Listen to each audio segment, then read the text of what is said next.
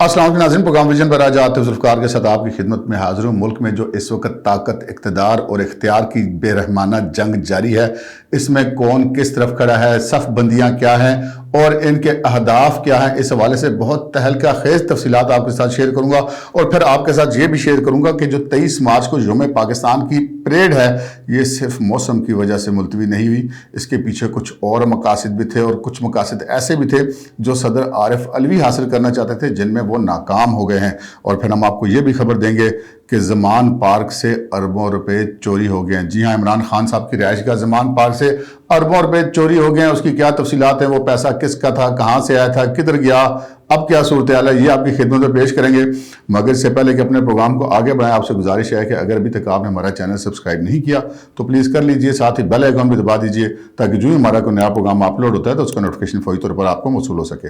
Programme کا باقاعدہ آغاز کرتے ہیں ناظرین، سب سے پہلے بات کر لیتے ہیں زمان پارک میں ہونے والی ایک مبینہ چوری کی۔ بہت بڑی خبر ہے۔ آج سے تقریباً ہم کہہ سکتے ہیں کہ 3 ہفتے یا تقریباً 1 مہینہ قبل لاہور کے کچھ صحافیوں نے، سعید عمران شفقت وغیرہ نے اپنے ولاگ میں کچھ 5 کروڑ روپے زمان پارک سے چوری ہونے کی بات کی تھی۔ ابتدائی خبر یہ دی تھی، اس کے بعد پتہ چلا کہ بینش سلیم جو ہیں، جو اینکر پرسن ہیں، انہوں نے اپنے ٹی وی پروگرام میں بھی یہ بات کی تھی۔ لیکن اس حوالے سے کچھ اہم ترین انکشافات ہوئے ہیں، اور وہ انکشافات جو ہیں وہ ان کو ہم کسی وجہ سے مستند بھی کہہ سکتے ہیں۔ مستند اس طرح سے کہہ سکتے ہیں کہ جو زمان پارک میں جو پولیس والا جو بھی سارا معاملہ ہوا، گرفتاریاں ہوئیں، اس میں عمران خان صاحب کا کوئی گھریلو ملازم بھی پکڑا گیا، اور اس ملازم نے انکشافات کر دی ہیں، جس کے بعد وہ جو پہلے والی خبریں تھیں ان کی نہ صرف یہ کہ تصدیق ہوگی، بلکہ رقم بھی جتنی بتائی جا رہی تھی جناب، اس سے بہت زیادہ بڑی رقم ہے۔ اچھا، بڑے سینئر صحافی ہیں عبدالقیوم صدیقی، جو کورٹ رپورٹر ہیں جیو نیوز کے اسلام آباد میں، انہوں نے آج ایک ٹویٹ کی ہے اور انہوں نے یہ بتایا ہے کہ جی جو زمان پارک سے گرفتار ایک ملازم نے بتایا کہ زمان پارک کے تہخانے سے عمران خان کے مبینہ طور پہ 50 کروڑ روپے چوری ہو گئے ہیں۔ اور ان کا یہ کہنا ہے، یہ ٹویٹ آپ دیکھ رہے ہوں گے ساتھ سکرین پر، ان کا یہ کہنا ہے کہ جو اظہر مشوانی ہیں، جو عمران خان صاحب کے ہم کہہ سکتے ہیں کہ میڈیا سیل کے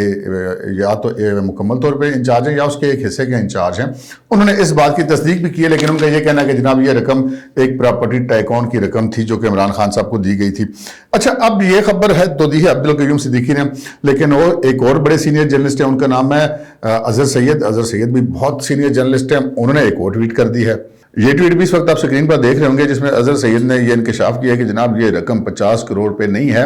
بلکہ یہ ٹکٹوں کے عوض حاصل کی گئی امیدواروں کی رقم ہے، جو تقریباً 1 ارب 13 کروڑ روپے ہے۔ اچھا جی، قطع نظر اس بات کے کہ یہ 50 کروڑ روپے کی رقم ہے یا 1 ارب 13 کروڑ روپے کی رقم ہے، یہ تو بات ہم تقریباً کہہ سکتے ہیں کہ اگر زمان پارک کے ملازم نے یہ انکشاف کیا ہے تو پھر یہ بات ٹھیک ہوگی۔ اب یہاں پر ایک اہم سوال پیدا ہوتا ہے کہ اگر اتنی بڑی رقم، چاہے وہ 1 ارب 13 کروڑ روپے تھی یا وہ 50 کروڑ روپے تھی، وہ اگر چوری ہو گئی ہے تو اس کا رپورٹ کیوں نہیں کرائی گئی یا اس کا آفیشلی کیوں نہیں بتایا گیا؟ اس کی بہت ساری وجوہات ہو سکتی ہیں۔ سب سے پہلے تو اظہر مشوانی نے جو ہے اس چیز کی بھی تصدیق کی ہے، جو عمران خان صاحب کے میڈیا سیل کے انچارج ہیں، کہ عمران خان صاحب اس معاملے پر بڑے غصے میں ہیں۔ غصہ تو آتا ہی ہے جی، بندے کے پاس جب اتنے پیسے آئے ہوں اور وہ اچانک غائب ہو جائیں تو غصہ تو آتا ہی ہے پھر۔ لیکن اب غصے سے زیادہ پریشانی ہے عمران خان صاحب کے لیے۔ پریشانی اس لیے ہے کہ یہ رقم کو وہ آفیشلی رپورٹ نہیں کر سکتے، کیونکہ اگر انہوں نے اس کو رپورٹ کرنا ہوتا تو وہ بہت پہلے کر چکے ہوتے۔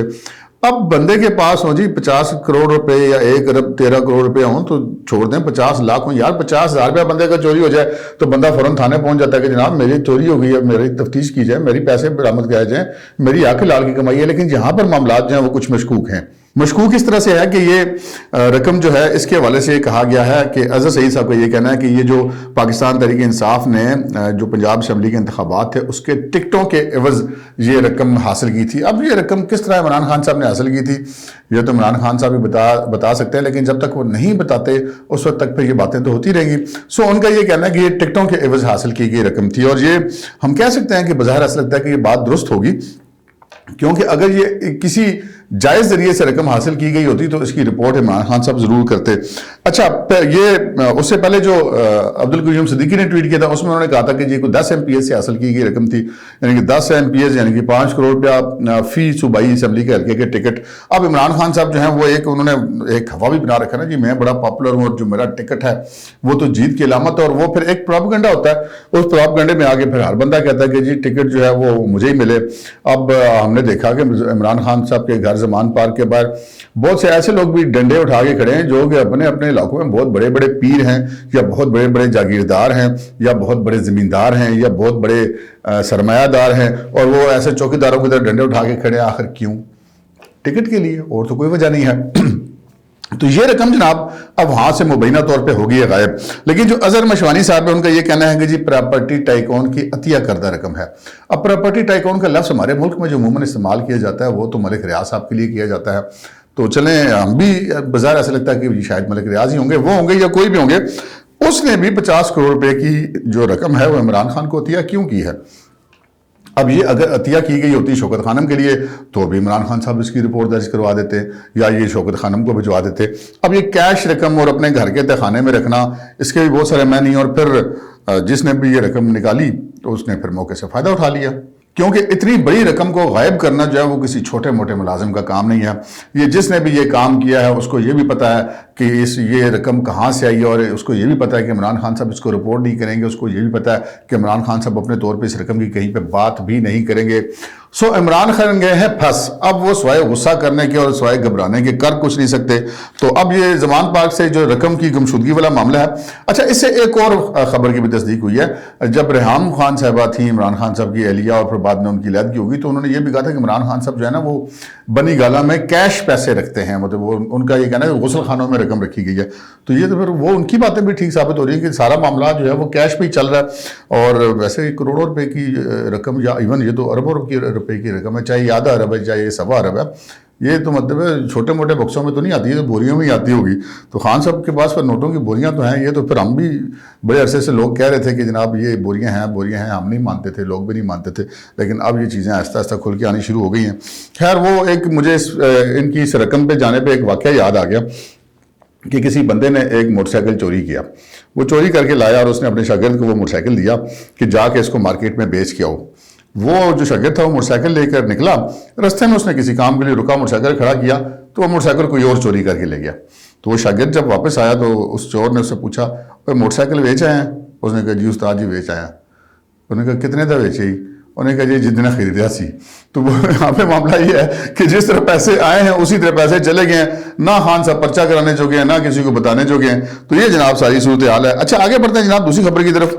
اور دوسری خبر یہ ہے کہ 23 مارچ کو یوم پاکستان کے موقع پر پریڈ ہوتی ہے، ہر سال ہوتی ہے۔ بیچ میں جو کرونا والا ٹائم پیریڈ تھا اس دوران نہیں ہوئی تھی، لیکن پچھلے سال بھی ہوئی تھی جس میں عمران خان صاحب شریک ہوئے تھے، اور اس وقت بڑی عروج پہ تھی یہ خبر ہے کہ عمران خان صاحب کی اسٹیبلشمنٹ سے بگڑ چکی ہے، اور وہ عمران خان صاحب وہاں پر اسٹیج پہ بھی بڑے الگ تھلگ سے کھڑے ہوئے دکھائی واضح طور پہ دے رہے تھے۔ اچھا اب یہ جو پریڈ ہونی تھی اس دفعہ ہمیں یہ 1-2 دن پہلے یہ پتہ چلا کہ یہ پریڈ شاید نہیں ہوگی کیونکہ موسم جو ہے وہ ٹھیک نہیں ہے۔ تو یہ پریڈ تو انڈور تو ہو نہیں سکتی، یہ تو اوپن ایئر میں پریڈ ہوتی ہے، تو وہ اوپن ایئر میں یہ پریڈ جو ہے وہ نہیں کی گئی۔ لیکن اب ہمیں ذرائع نے جو ایک بہت اہم انکشاف کیا کہ جناب یہ پریڈ منسوخ جو ہے وہ صرف بارش کی وجہ سے نہیں، بارش تو صبح کے ٹائم تھی، اس کی تھوڑی دیر بعد موسم بہتر ہو گیا تھا، اور وہ آج کل تو محکمہ موسمیات والے 1 گھنٹے کی رپورٹ دیتے ہیں کہ کس وقت کیا ہوگا، تو وہ پریڈ تھوڑا بہت ٹائم کو آگے پیچھے کر کے منعقد کرنا ممکن تھا۔ لیکن یہ پریڈ ایک اور وجہ سے منسوخ کی گئی، ہمارے ذرائع کا یہ کہنا مبینہ طور پہ کہ جناب یہ پریڈ اس وجہ سے منسوخ کی گئی کہ عمران خان صاحب اور فواد چودھری صاحب یہ سارے لوگ اب گزشتہ کچھ عرصے سے تقریروں میں یہ جو مرضی کہتے ہیں، لیکن تقریروں کے اندر بھی انہوں نے اشارے دے دیے تھے کہ یہ اب موجودہ حکومت کے ساتھ بیٹھ کر بات کرنا چاہتے ہیں، اور اس حوالے سے باقاعدہ جو ہے وہ بار بار یہ آفرز کی جاتی، خود عمران خان صاحب کی طرف سے بھی، فواد چودھری جو کہ پاکستان تحریک انصاف کے جو ترجمان ہیں ان کی طرف سے بھی۔ لیکن حکومتی جو ذمہ داران ہیں، وزراء ہیں، ان کے ترجمان ہیں، ان سے جب صحافیوں کی بات ہوتی ہے تو وہ کہتے ہیں کہ نہیں جناب اب ہم نے عمران خان سے بات نہیں کرنی۔ ہم نے کہا جی کیوں نہیں کرنی؟ تو وہ کہتے ہیں جی عمران خان ایک بدتمیز آدمی ہے، اس کے ساتھ ہم نہیں بیٹھ کے بات کریں گے۔ اچھا اس کی وجہ یہ ہے کہ عمران خان صاحب اپنے کارڈ سارے کھیل چکے ہوئے ہیں، تو اب جب ایک بندہ اپنے کارڈ سارے کھیل لیتا ہے تو اس کے بعد تو اس کے ساتھ بیٹھ کے بات کرنے کا سیاست میں تو پھر ایسے ہی ہوتا ہے, پھر تو کوئی نہیں بات کرے گا. تو اس وقت عمران خان صاحب کی سچویشن یہ کہ ان کے ساتھ بیٹھ کر بات کرنے کے لیے سیاسی حکومت تیار نہیں ہے. پہلے تو عمران خان صاحب کہہ دیتے نا کہ میں انڈیا سے بات کر لوں گا, میں امریکہ سے بات کر لوں گا, کسی پاکستان دشمن سے بات کر لوں گا, ان چوروں ڈاکوؤں سے بات نہیں کروں گا. لیکن اب ان چوروں ڈاکوؤں سے NRO لینے کی خاطر عمران خان صاحب ان سے بات کرنے کے لیے تیار تھے, بلکہ آفرز بھی کر رہے ہیں, آن ریکارڈ ہے, تقریروں میں کہتے ہیں. تو اب یہ جو پتہ یہ چلا کہ جناب یہ پریڈ منسوخ کرنے کی وجہ ایک اور تھی, اور وہ وجہ یہ تھی کہ صدر عارف علوی نے ایک منصوبہ بنایا تھا عمران خان صاحب کے کہنے پہ, مبینہ طور پہ. وہ منصوبہ پہلے پتہ چل گیا تو انہوں نے کہا کہ جناب وہ کہتے نہ رہے گا بانس اور نہ بجے گی بانسری. انہوں نے کہا یہ پریڈ ہی منسوخ کر دو. صدر عارف علوی صاحب نے منصوبہ یہ بنایا تھا کہ پریڈ ہوگی تو وہ بطور صدر پاکستان اس پریڈ میں موجود ہوں گے, وزیر اعظم بھی وہاں ہوں گے. اچھا وہاں پہ chairman joint chief of staff committee بھی ہوں گے, باقی تینوں مسلح افواج کے سربراہان بھی ہوں گے, دیگر ٹاپ کی ملٹری اور سول قیادت بھی موجود ہوگی. اس موقع پہ صدر عارف علوی صاحب جو ہیں وہ ایک جسے کہتے ہیں نا کہ وہ اپنے صدر مملکت ہونے کا فائدہ اٹھاتے ہوئے, ویسے تو جو ان کا ایکٹ ہے وہ سارا PTI کی کارکن والا,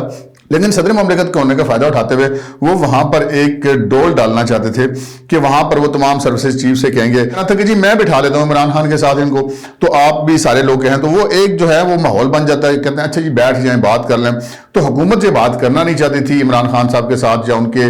نامزد کردہ نمائندوں کے ساتھ. تو انہوں نے کہا جی ٹھیک ہے پریڈ ہی کینسل کر دیں, نہ ہوگا بانس اور نہ بجے گی بانسی. یہ تو جی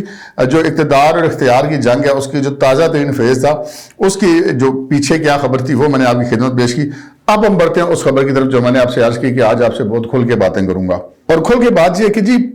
اس وقت ملک کے جو سیاسی منظرنامہ ہے اس پر ایک طاقت کی, ایک اقتدار کی, ایک اختیار کی ایک بہت بڑی لڑائی چل رہی ہے. اور یہ لڑائی جو ہے اس میں پہلی کامیابی حکمران اتحاد اور اس کے ساتھیوں کو ملی جب عمران خان صاحب کو تحریک عدم اعتماد کے ذریعے حکومت سے نکال باہر کیا گیا. اس کے بعد عمران خان صاحب بہت تیزی سے اپنے کارڈ کھیلتے رہے. انہوں نے 2 لانگ مارچ بھی کر لیے, انہوں نے 2 اسمبلیاں بھی توڑ دی, انہوں نے قومی اسمبلیوں سے بھی استعفیٰ دے دیے, لیکن وہ اپنا ٹارگٹ حاصل نہیں کر سکے. پہلے ان کے ٹارگٹ ذرا مختلف تھے, لیکن اب صورتحال کے ساتھ ساتھ ان کے ٹارگٹ ذرا مختلف ہیں. پہلے ان کا یہ ٹارگٹ تھا کہ جی میں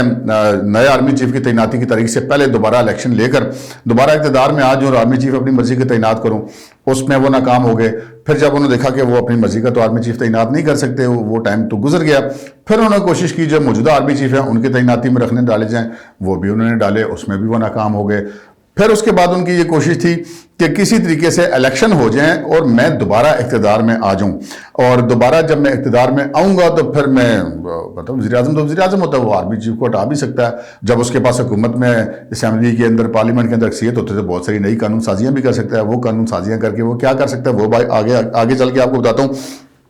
اس ساری کہانی میں اب میں صف بندیوں کی طرف آ رہا ہوں. صف بندیاں یہ بن رہی ہیں کہ جو سابق اسٹیبلشمنٹ تھی پاکستان کی, جن میں سب سے نمایاں نام جو جنرل فیاض حمید کا ہے. جنرل باجوہ تو بظاہر جو ہے اس وقت عمران خان صاحب کے ساتھ نہیں ہیں, اور وہ تو اپنے ذاتی محفلوں میں اس چیز کا اظہار بھی کرتے رہتے کہ انہوں نے بڑی غلطی کی, عمران خان کے ساتھ انہوں نے بڑی نیکیاں کی, انہوں نے بڑا برا صلہ ملا, اور جیسا کہ ان کی ٹرولنگ بھی کی جا رہی ہے جس طرح ساری سب کے سامنے ہے. اور موجودہ army chief sitting army chief کی بھی ٹرولنگ کی جا رہی ہے PTI کی طرف سے. یہ کوئی ڈھکی چھپی تو بات نہیں, بلکہ آج ہی وزارت داخلہ نے ایک خصوصی ٹاسک فورس بھی بنائی ہے. اس میں FIA,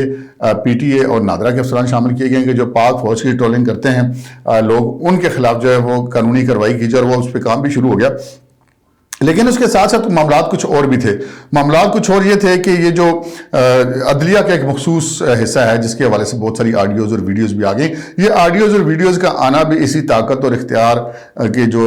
کھیل ہے, طاقت اور اقتدار کا کھیل, اسی کا ایک حصہ ہے. تو ان کا پروگرام یہ تھا کہ جی یہ دوبارہ اقتدار میں عمران خان صاحب آ جائیں گے. جب عمران خان صاحب آ جائیں گے تو عمران خان صاحب کریں گے کیا. یہ جو ان کے ذہنوں میں بات ہے میں وہ بتا رہا ہوں. ان کے ذہنوں میں یہ چیز تھی مبینہ طور پہ کہ جی یہ عمران خان صاحب دوبارہ اکثریت لے کر آ جائیں گے, اسمبلیوں سے وزیر اعظم دوبارہ بن جائیں گے. آتے ساتھ سب سے پہلے تو آرمی چیف کو اٹھائیں گے, اپنی مرضی کا آرمی چیف لے آئیں گے. پھر جنرل فیاض حمید اگرچہ کہ ریٹائر ہو چکے ہیں, لیکن جو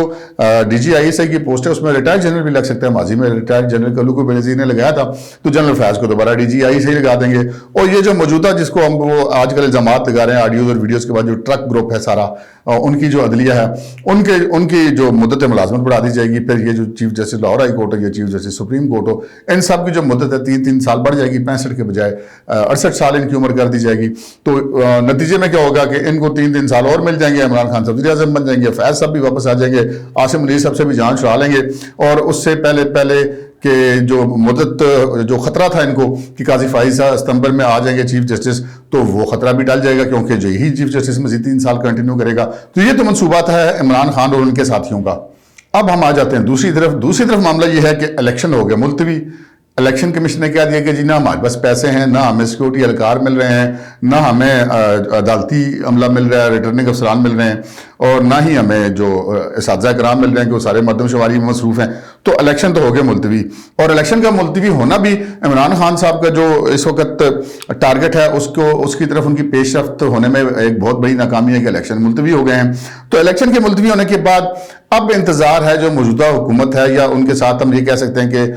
ایک حصہ اسٹیبلشمنٹ کا بھی ہے، جو موجودہ اسٹیبلشمنٹ ہے جو سیاسی معاملات میں مداخلت نہیں کر رہی لیکن حکومتی معاملات میں وہ اسسٹ کر رہی ہے حکومت کو۔ تو یہ جو حکمران اتحاد ہے ان کا جو منصوبہ ہے وہ یہ ہے کہ کسی طرح یہ معاملہ ستمبر تک چلا جائے۔ ستمبر کے بعد 2 اہم ترین جو لوگ ہیں وہ اس اقتدار کے کھیل کا حصہ نہیں رہیں گے جو کہ عمران خان کے ساتھ ہیں۔ ایک